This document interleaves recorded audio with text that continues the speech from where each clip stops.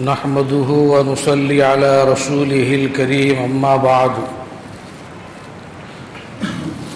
قال الله سبحانه وتعالى فأعوذ بالله من الشيطان الرجيم بسم الله الرحمن الرحيم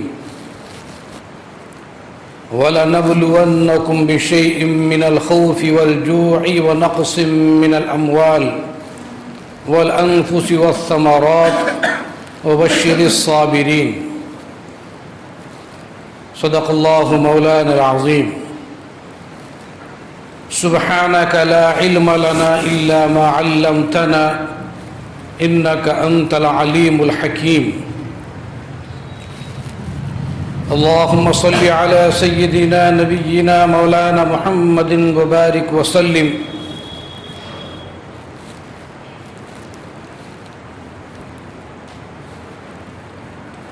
محترم بزرگوں اور دوستوں، میرے دینی اور ایمانی بھائیوں،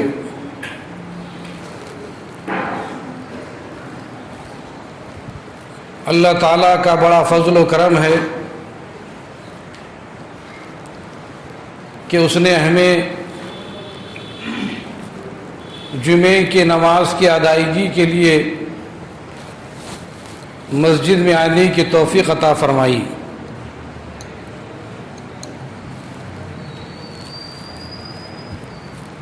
آج کا یہ دور انقلاب انگیز دور ہے۔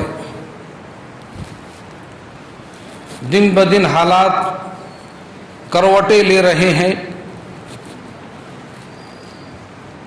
اور عالم اسلام کے اندر اس وقت ایک عجیب و غریب کیفیت ہے۔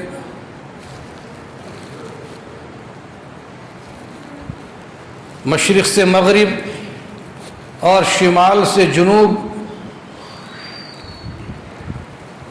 ایک انقلاب ہے،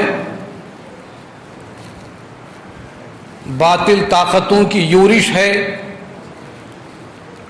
فرقہ پرست عناصر کی یلغار ہے۔ جہاں دیکھو اسلامی مخالف ہوائیں چل رہی ہے، فضائیں زہریلی ہوتی جا رہی ہے، اور ذرائع ابلاغ کے ذریعے پرنٹ میڈیا ہو، الیکٹرانک میڈیا ہو، سوشل میڈیا ہو، مسلمانوں کے خلاف ایک سازش ہے۔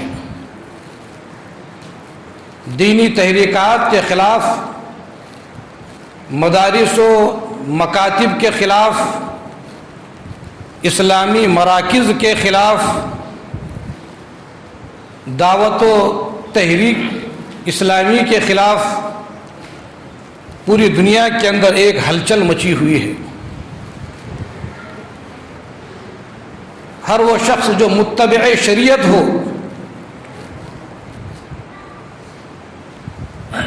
اللہ کے احکام اور رسول اللہ کے پیغام جس کی زندگی میں نمایاں نظر آتے ہو، آج اس کو رجعت پسند، دقیہ اور قدامت پرست اور اس کائنات کے لیے سم قاتل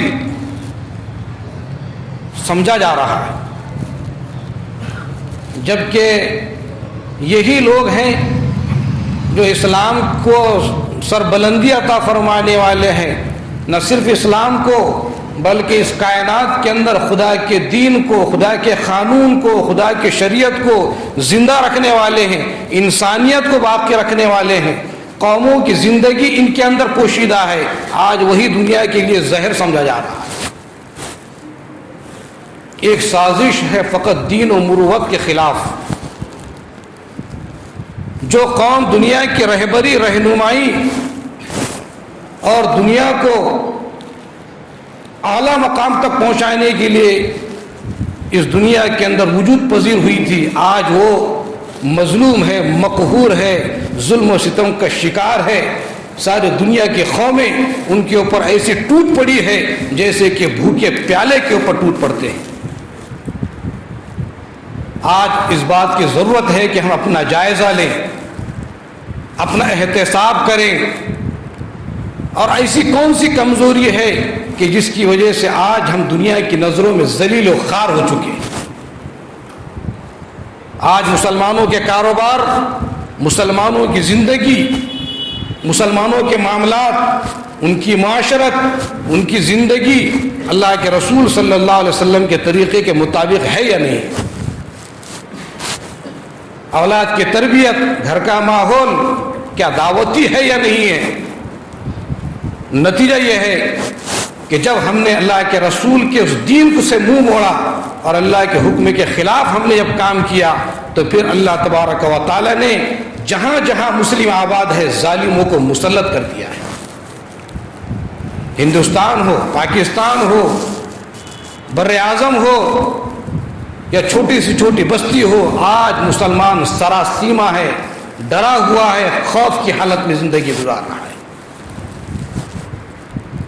غیر تو غیر تھے، اپنوں سے بھی مطمئن نہیں ہے کہ کب کوئی رشتہ دار کہیں سے آ کے اس کا بیڑا غرق نہ کر دے۔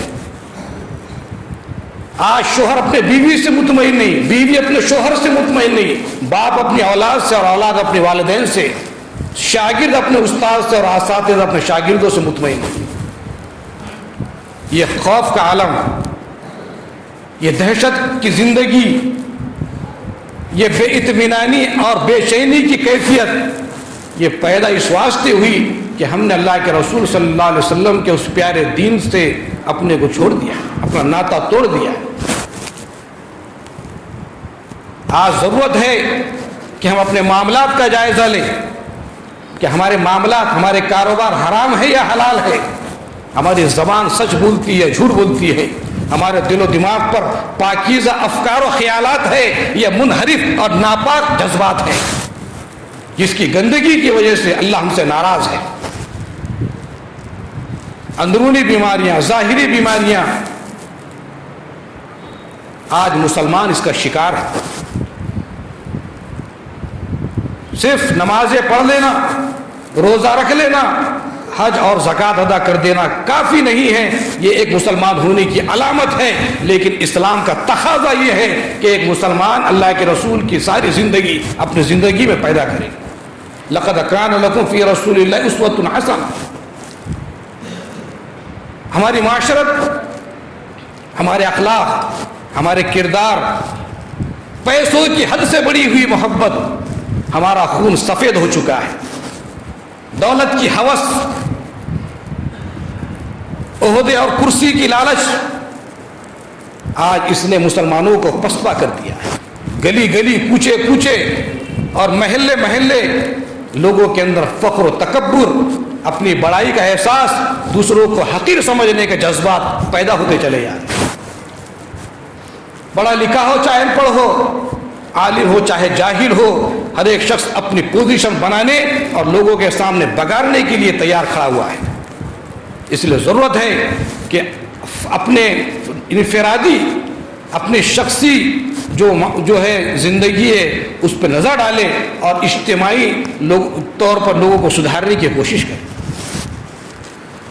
خطرہ دریا، جب ہم ہر ایک اپنے آپ کو اچھا بنانے کی کوشش کرے گا تو نتیجہ یہ ہوگا کہ سماج اور سوسائٹی اور معاشرہ خوشنما گلدستہ بن جائے گا۔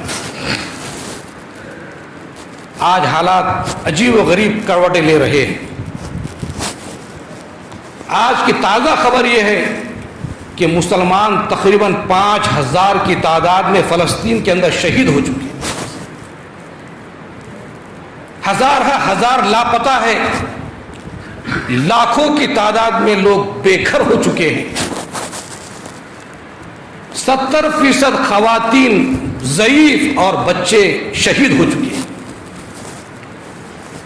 ظالم اور طاغوتی طاقتیں مسلمانوں پر حملے کر رہی ہیں، ساری کائنات تماشا دیکھ رہی ہے۔ صرف بول سے کام نہیں چلتا بلکہ عمل بھی ضروری ہے۔ امریکہ ہو، برطانیہ ہو، جرمنی ہو، فرانس ہو، سب اسرائیل کے ساتھ ہے، اور مسلمانوں کا اتنا بڑا خطہ، فلسطین کی 27,000 کلومیٹر کی سرزمین، اکثر حصے کے اوپر اسرائیل کا قبضہ ہے۔ ان کا یہ کہنا ہے کہ فلسطین کی سرزمین اسرائیلیوں کی سرزمین ہے. انبیاء علیہ السلام 10,000 کی تعداد میں بنی اسرائیل میں پیدا ہوئے. ان کا یہ کہنا ہے کہ یہ ہمارے آبا و اجداد کی پرکھوں کی زمین ہے, ہم اس کے حقدار ہیں. حالانکہ یہ سارے پیغمبر ہمارے ہیں. لا نفرق بین احد منہم, ہم ان کے درمیان تفریق نہیں کرتے. ہم عیسیٰ علیہ السلام کو بھی مانتے ہیں, موسیٰ علیہ السلام کو بھی مانتے ہیں, یعقوب علیہ السلام کو بھی مانتے ہیں, ابراہیم علیہ السلام کو بھی مانتے ہیں, محمد رسول اللہ کی مانتے ہیں. سب کو مانتے ہیں, لیکن کی محمد سے وفا تو نے تو ہم تیرے ہیں. لیکن یہ موسیٰ علیہ السلام کو مانتے ہیں, عیسیٰ علیہ السلام کو نہیں مانتے. عیسیٰ علیہ السلام کو مانتے, محمد رسول اللہ کو نہیں مانتے. ہمارے دل میں اتنی جگہ ہے. اگر یہی سمجھا جائے کہ ہر ایک قوم جس جگہ ہزاروں سال پہلے رہی چکی اس کی جگہ رہے, اسی کا اس کو رہنے کا حق ہے, تو پھر دنیا کی ہر قوم یہی کہے گی کہ ہمارے پرکھ یہاں رہتے تو تم ہمارے لیے جگہ خالی کر دو. کیا ہندوستانی اس بات کے لیے تیار ہیں کہ پرانی قوم جو یہاں آباد تھی اس کے لیے اپنی جگہ خالی کرے اور کسی اور جگہ چلا جائے؟ دنیا کی کوئی قوم اس بات کو ماننے کے لیے تیار نہیں. جو جس جگہ ایک عرصے سے رہا وہی اس کا حقدار رہے. ساری زمین اللہ کی ہے, کسی کی جاگیر نہیں ہے. اور تاریخ کے حقائق اس طرف اشارہ کرتے ہیں کہ عرب کا قبیلہ یبوس ایک مشہور قبیلہ گزرا ہے آج سے 4,500 سال پہلے, جبکہ بنی اسرائیل کا وجود بھی نہیں تھا. یہی فلسطین کی سرزمین کا بانی ہے اور اس شہر کو آباد کرنے والا یہ قبیلہ ہے. اس اعتبار سے دیکھا جائے تو فلسطین کی سرزمین عرب ہی کی ٹھہرتی ہے.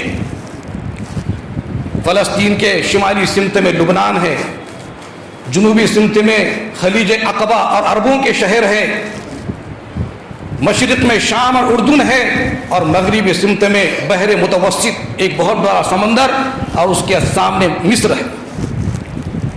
یہ سارے کے سارے ملک اور اسی کے ساتھ اسرائیل مقبوضہ فلسطین کی سرزمین کو لوٹا ہوا وہاں پر آباد ہے. حضرت عمر رضی اللہ تعالیٰ عنہ کے زمانے 637 میں یہ علاقہ مسلمانوں کے قبضے میں آیا, اور اس وقت سے لے کے درمیان کے صرف 90 سال ایسے ہیں کہ جس میں صلیبیوں اور عیسائیوں کا اس کے اوپر تسلط رہا, اور وہ بھی 1172 سے لے کے 1187 کے زمانے میں عیسوی یعنی کہ 556 ہجری کے درمیان کا جو حصہ ہے, اس میں سلطان صلاح الدین ایوبی نے اس کو جیت کر, اور اسی جمعے کے دن بھی جمعے کا تھا, اور کہا جاتا ہے کہ اس دن شب برات تھی, یہ شب معراج تھی. صلاح الدین ایوبی نے اس بیت المقدس کو حاصل کیا. اس کے بعد سے لے کر ترکوں کی حکومتیں آئیں اور یہ علاقہ مسلمانوں کے قبضے میں رہا. جب ہٹلر نے یہودیوں کو مارا اور لاکھوں کی تعداد میں اس نے جب ان کو قتل کیا, وہ خود کہتا ہے کہ یہ قوم ایسی ہے کہ لوگ بعد میں جان لیں گے کہ میں نے ان کو قتل کیوں کیا. 90% لاکھوں لاکھ یہودیوں کو ہٹلر نے قتل کیا. جرمنی کا نازی تحریک کا بانی, اور 10% یہودیوں کو چھوڑا اس لیے کہ لوگ ان کی عادتوں کو دیکھ کر یہ سمجھ لے کہ میرا قتل کرنا غلط نہ تھا. آج دنیا کے سامنے حقیقت کھل کر آ گئی ہے کہ یہ صہیونی یہودی نہیں, صہیونی کہتے ہیں کہ یہودیوں ہی کی ایک جماعت ہے جو قتل غارت گری اور لوٹ کھسوٹ اپنا مزاج رکھتی ہے. آج تو یہودی بھی دھرنا دے رہے ہیں امریکہ کے اندر. 500 یہودیوں کو حراست میں لیا گیا. ان کا کہنا یہ ہے کہ ہمارے مذہب کو بدنام نہ کرو, اور غزہ کے اندر جو حملہ ہو رہا ہے اس کو بند کرو. اگر یہودی سب بدماش ہوتے تو یہ یہودی کیوں دھرنے دیتے؟ حقیقت پسند یہودی بھی اس جنگ کے خلاف ہے. انسانیت کے جو قتل کرنے والے صہیونی ہیں ان کا ارادہ یہ ہے کہ مصر سے لے کر شام تک اور مکہ اور مدینہ سارا علاقہ ان کے کنٹرول میں آ جائے. یہ صہیونیت مزاج ہے, ذہنیت ہے. یہی لوگ ہیں جو قتل و غارت گری کر رہے ہیں. چھوٹے چھوٹے معصوم بچے ہاسپٹلوں کے اوپر بم گرا رہے ہیں. اسکولوں کے اندر کالجوں کے اوپر بم گرائے جا رہے ہیں، نہتے مکانوں میں رہنے والے آبادی کے علاقوں پر بم برسائے جا رہے ہیں۔ یہ یہودی نہیں، یہ صہیونی ہے۔ اس وقت صورتحال بہت نازک ترین ہے، مسلمانوں کو چاہیے کہ اپنا احتساب کرے، اپنا جائزہ لے اور حالات حاضرہ سے باخبر رہے۔ اگر ہم اپنی عظمت اور اپنی اللہ کی طرف سے دی ہوئی اس قرآن اور حدیث کو اپنے سینے میں نہیں سجائیں گے تو ایک وقت آئے گا کہ مسلمانوں کو صفحہ ہستی سے مٹا دیا جائے گا۔ 1909 کے اندر سلطان عبد الحمید جو ترکوں کے بہت بڑے سلطان تھے، ان کو بورے کے اندر بند کر کے کچل کر مارا گیا۔ اس کے بعد سے پھر جنگ عظیم اول شروع ہوئی 1914 سے لے کے 1918 کے درمیان۔ جنگ عظیم، دنیا کی بڑی بڑی قومیں عیسائی آپس میں لڑ رہے تھے، کچھ مسلمان بھی ان کے ساتھ شریک تھے۔ 1917 کے اندر جب مسلمانوں کے قبضے سے بہت سے علاقے نکلتے چلے گئے، اس وقت یہ علاقہ فلسطین کا برطانیہ کے قبضے میں آ گیا۔ وہی برطانیہ تھا جو ہندوستان کے اندر بھی ظلم و ستم کر رہا تھا، اور مسلمانوں نے اس جنگ آزادی سے ہندوستان کو آزاد کیا۔ یہ برطانیہ اس علاقے پر قابض ہوا، اور 1917 کے بعد جب ترکی حکومت ختم ہو گئی تو وہاں پر انگریزوں کا تسلط ہوا، اور اس کے بعد وہاں پر یہودیوں کو جرمنی میں جو مارے گئے تھے ان کو کھینچ کر لاکھوں کی تعداد میں وہاں پر لا کر بسایا گیا۔ فلسطین کے مسلمان حمیت کے، غیرت کے مارے کھڑے ہو گئے، اور وہاں پر پھر جنگ شروع ہو گئی۔ آخر میں یہ فیصلہ ہوا 1936 میں کہ فلسطین کو 3 علاقوں میں تقسیم کیا جائے۔ پچھلا جو علاقہ تھا غزہ وغیرہ جو ہے آج جہاں پر جنگ ہو رہی ہے، وہ مسلمانوں کو دیا گیا، پیچھے کا حصہ۔ درمیانی حصہ فلسطین، القدس، یروشلم، بیت المقدس جہاں پر ہے مسجد اقصی، وہ سرکاری کنٹرول یعنی برطانیہ حکومت کے زیر قبضے آیا۔ اور سمندری جو علاقہ ہے، جو تجارت کا بڑا مرکز تھا اور جہاں سے بڑے بڑے جہاز تجارتی مال لایا کرتے تھے، زرخیز علاقہ تھا، وہ یہودیوں کو دیا گیا تاکہ مسلمان ہمیشہ ان کے محتاج رہے، تجارتی اعتبار سے، معاشی اعتبار سے، ہر اعتبار سے۔ یہی حالت ہے کہ اس وقت مسلمان ہونے کے باوجود بھی آج ناکہ بندی کر دی گئی ہے، اور دنیا وہاں پر بھیج رہی ہے کھانے کے سامان، پینے کے سامان، لیکن ناکہ بندی کی وجہ سے وہاں پر پہنچ نہیں پا رہا۔ یہ ظالمانہ تقسیم اس طریقے سے برطانیہ نے کیا، اور اس کے بعد 1947 کو اعلان کیا گیا کہ ایک باضابطہ ایک سلطنت، ایک ریاست اسرائیلیوں کو دی جاتی ہے، اور 1948 میں باضابطہ اعلان کر دیا گیا اور ایک ریاست قائم کر دی گئی، جو عربوں کے سینے میں ایک طریقے کی ایک چاقو تھا جو ان کے سینے میں کھوپا گیا۔ اور یہ صرف اور صرف اس لیے کہ جو ہے بڑی بڑی سلطنتوں کو وہاں سے پیٹرول ملے، وہاں سے ان کو ساز و سامان ملے، وہاں سے ان کو زمینی خزانے ملے، یہودیوں کو لا کر وہاں پر آباد کر دیا۔ یہودیوں سے وہ بھی کوئی خوش نہیں ہے، اگر وہ خوش ہوتے تو ان کو اپنے علاقوں میں آباد کرتے، لیکن مسلمانوں کی سرزمین میں، مسلمانوں کو دشمنی میں، تاکہ عربوں کو وہاں سے نکالا جائے اور وہاں پر اپنا تسلط قائم کر کے زمینی خزانوں پر کنٹرول کیا جائے۔ تو اس وقت ہمیں ضرورت ہے کہ ہم حالات حاضرہ کا جائزہ لیں، مسلمان اپنی زندگی کو سدھاریں اور اپنی زندگی کو اللہ کے رسول کے طریقے کے مطابق سنوار کر اپنے معاملات، اپنے معاشرت، اپنی زندگی اللہ کے رسول کے طریقے کے مطابق گزارنے کی کوشش کریں گے۔ انشاءاللہ اللہ تبارک و تعالیٰ کی طرف سے مدد آئے گی۔ جیسے میں نے پہلے آیت پڑھا کہ اللہ تعالیٰ اپنے تمہارے مالوں کو لے کر، تمہاری جانوں کو لے کر، تمہاری اولاد کو لے کر تم کو آزمائیں گے، لیکن اللہ فرماتے ہیں وبشر الصابرین، صبر کرنے والوں کو خوشخبری سنا دیجیے۔ آج بچے شہید ہو رہے ہیں، ہم کو دعائیں کرنا چاہیے، گڑ گڑانا چاہیے، تہجد کے اندر رونا چاہیے۔ ہم اپنی زندگی میں مست ہیں، اپنے بال بچوں کے اندر خوش ہے، لیکن جب یہ مصیبت بڑھے گی اور کہیں تیسری عالمی جنگ نہ بن جائے تو پھر ہمارے گھر اور ہمارے مکان بھی محفوظ نہیں رہیں گے۔ ہم اتنا کر سکتے ہیں کہ ان کے لیے دعائیں کریں اور ان کے لیے صدقہ خیرات کر کے اللہ سے جو اپنے گناہوں کی معافی مانگے۔ اللہ سے دعا ہے اللہ کے سنی باتوں پر عمل کی توفیق عطا فرمائے۔ وآخر دعوانا ان الحمدللہ۔